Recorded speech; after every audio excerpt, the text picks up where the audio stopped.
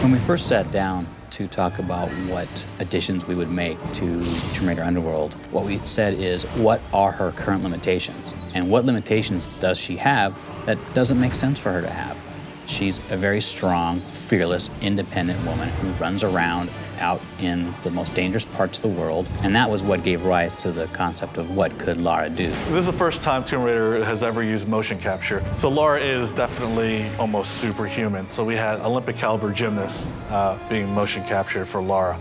What could Lara do affects all of the combat decisions we made. So the first thing that we did was decide that she was going to be able to shoot at 2 different targets at the same time. We also worked on Lara interacting with the enemies, like running up and vaulting over and hitting them, or running up and flipping off and shooting them. So there's going to be a lot of nice dynamic interaction with enemies coming up. She can now balance walk on thin beams, but if she had the capacity of doing that, why wouldn't she be able to climb up onto a pole and balance walk on the pole?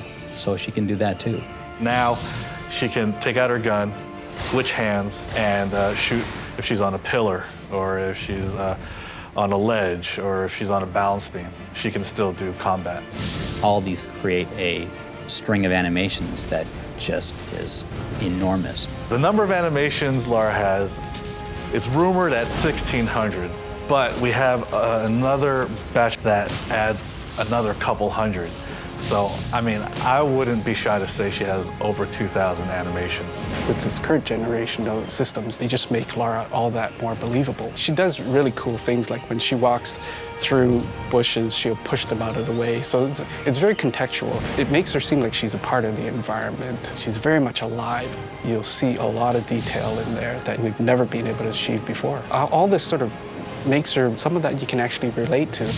The player will actually feel like they're a part of this world. And I think for new players, it's that sense of discovery that they're going to find in this game, which is really exciting.